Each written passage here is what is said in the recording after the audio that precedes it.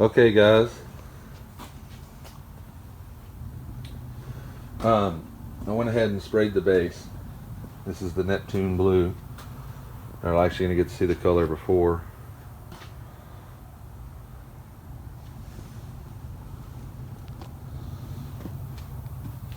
We're going to put the clear on tomorrow, but I went ahead and got 3 solid coats down here. It came out pretty good. I ended up using fast reducer because it was 60 degrees, so I didn't get a lot of spraying footage, guys. I wanted this to come out pretty decent for my wife, so I was tasked with spraying and getting it done quickly because I had to use fast reducer. I actually did find a good deal though. I went down to Parts Plus Collision Pro and got this urethane fast reducer for 20 bucks. So thanks to those guys for giving me a deal on that. They actually had it in stock. Now this is that Neptune blue,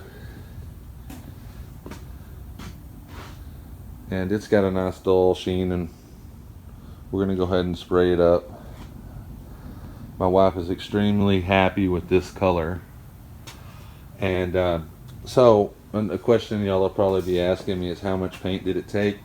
It took 3 quarts of paint to get this far, minus the hood.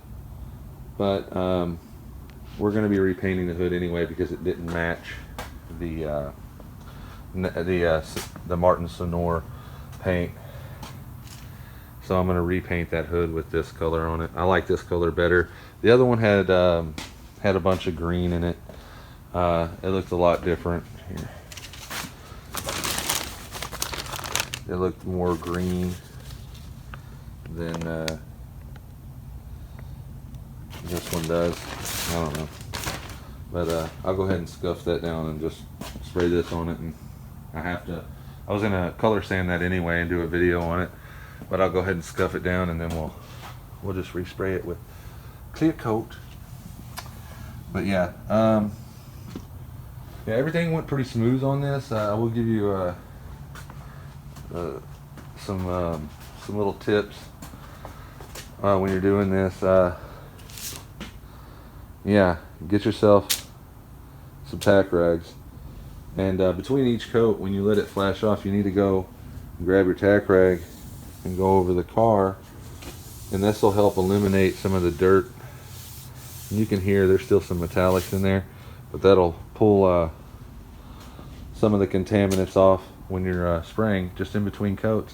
And I took my time with this, guys. I went ahead and it took me, I started yesterday, I did this whole side, and then I've been coming down with something. I think I got the flu.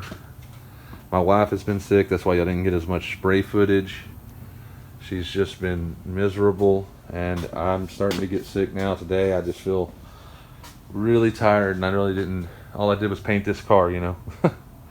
But I've just been feeling a little bit lackluster. But I think this color's gonna be pretty good with some clear coat on it. Now I did shoot it through the black gun right here, and you know, it hammers it on, guys. Y'all know that gun. It doesn't have the T10 tip in it, but it's got the T20.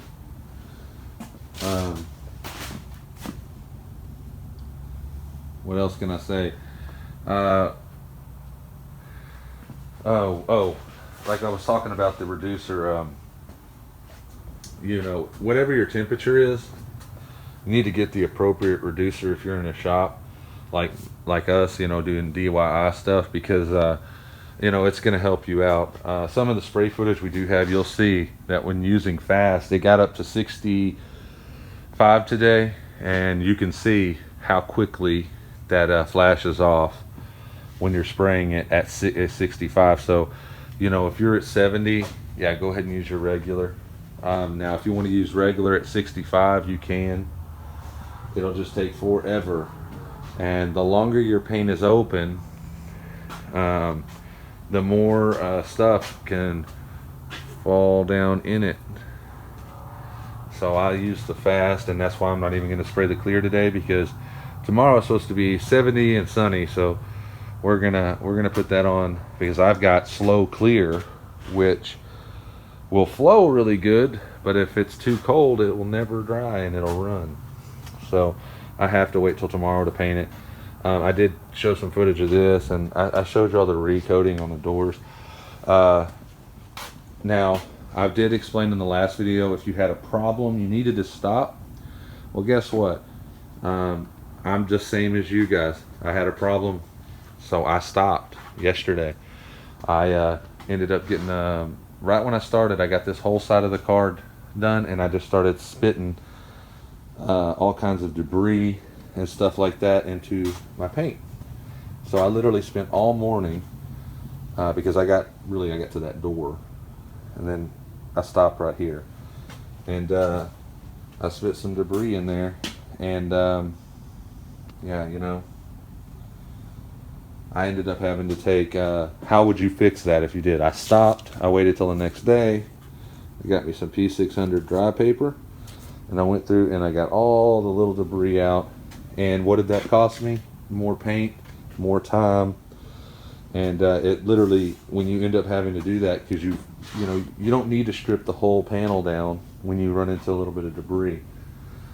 Get you some P600 dry paper, go through, nib it, get all the little debris out, and then come back and spray over it. You don't have to resand the whole car and start doing prep work again. Move in the right direction. The right direction is getting a nice factory finish. You know, you want to get that nice factory finish on your car. I mean, if that's your goal, if your goal is a show car finish, then take even more time. But yeah, I think the color's pretty good and awesome. Right here in these, like in a channel like this, sometimes you have to angle the gun a little bit and get into the channel. Same with your window channels. Go ahead and angle it, and then you want to get all the little tight spots. I went ahead and painted these mirror bosses too, so they're never going to get seen, but they're painted Neptune blue. And take your time, like I said, guys. You can stop at any point. You want to get a nice clean finish. That's what you want to start with. You know. Another thing is, this is super heavy in metallics. It's literally a black tint with silver. This is the base. I did have the mixing sheet. I could have showed you that. I'm sorry I lost it. But I am going to go get some paint mixed tomorrow, so I'll try to get another sheet. But when you're dealing with the heavy metallic and the silver, you may have noticed that my technique was a little different. I like to step back, and I like to work down. I like to go up and then down, and I like to move the gun back, because when you're dealing with it, you want a nice wet surface, and you want to lay your metallics in so you get a nice even metallic. You want a nice even metallic finish, and if you stay too close to the car, you'll start getting striping. You'll actually see me do that there, where I cut it the other direction. That was just because I wanted to lay the metallics in the right way on a wet surface. Metallics are far more difficult to shoot, because you can get splotchiness, you can get metallic runs. That's basically where the base will lay down just fine underneath the metallics, and you'll get these little streaks that looks like rain on your car. You know, that's where the metallics have fallen out, and you'll hear that in the industry. Well, it'll fall out because they ran the wrong reducer, they went too fast, or they pounded on way too much material in the first place. When you're doing a metallic job, don't try to, especially with something like this where you have a silver base, I never try to get at full coverage the first pass. The very first pass usually looks terrible. It looks splotchy. It doesn't line up. But the miraculous thing about paint, and when you're doing this, is that first coat, that's your adhesion coat. You want to just get it nice and even, and you do want to follow the principle where you're going to go 50% overlap, you know, on it. I didn't get any footage of that, I don't think, so you won't get to see that. But the same with the doors. You want to try that 50%. Now I did tighten it up on the roof line here. I went 30 because it's a big broad area, and you don't want to have that. And you want to you're going to end up having to raise your gun up, and then you're going to be on your tippy toes trying to get that metallic to lay out. It's also a good thing to have something to stand on so you can look at your finish when you get it done. The top's going to be real decent. I think it should have carried over some of the dullness from when we wet sanded it. But just some little tips there, guys. You know, you want to lay your metallics in when you're running metallic. If you're a very first paint job, don't pick a super complex like TCP has their Fire Mist, which is a tint metallic, you know, kind of paint, and it's got candy pigments in it and all kinds of stuff. I do believe, you know, it gives it that real deep pop. But honestly, if it's your first paint job, really good idea to stick with a solid color. Solids are a lot easier. Matter of fact, if you had gotten garbage all in this and you had to sand it out with a solid color, the great thing about that is if you lay it down, you can literally go back and sand it out, and typically as long as you don't have it go through the paint, and you know, you can recoat, but if you absolutely have to. But typically if you got some garbage in there and you have, you know, it's your last coat, third coat, you can usually just grab you some 1000 grit and sand that garbage right out, and then just spray clear right over it, and it's no big deal. But with metallics, you move, when you sand, you move the metallics and you gouge into the paint, so it leaves, you'll literally see that forever if you try to do that. That's another thing when you are shooting a metallic, and that's also why this car went 600 versus going 400, which a lot of guys, they like 400 with metallic, but I like 600 because I wanted that exceptional flow out. I wanted it to really lay the metallics out, because I pound the paint on pretty heavy sometimes. In this instance, that is not what happened. I ended up taking very slow approach to doing it. Like I said, if it was a solid color, I would have probably been done by now. It took me all day to get here to this point, you know. I do want to tell you I'm gonna be working on some Rust-Oleum videos. I am sick, so you know, guys are gonna have to bear with me. I'm gonna take some of the fenders that I have off this car, and we're gonna do some of that mica powder and pearl, and I bought a whole 3 pounds of pearl, and we'll do a clear coat with a pearl over it on one of them, and maybe this hood, we might do something on the hood, and we might even get some excuse me, I might even go ahead and get some of the you know, metallic flake, you know, maybe even get glitter and spray some glitter in there. Let's see what happens and see what kind of effects we can get. But I will say this, when you get to this level, when you get a nice color and you get it custom mixed, it's a factory color, that is just really nice right out the bat. And you know, this is why I painted her car with Basecoat clear coat, you know, and we went with this, a nice, you know, quality paint that you can get at Napa Auto Parts.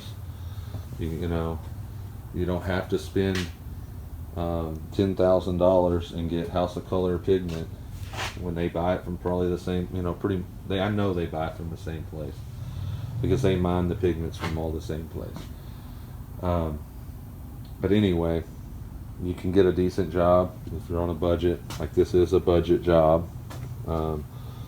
Like I said, I used 3 quarts. We will end up using another quart, plus I got to do the gas cap and the bumper, so I'll probably end up using another 2 quarts, so a gallon, and well, let's say a gallon and a half.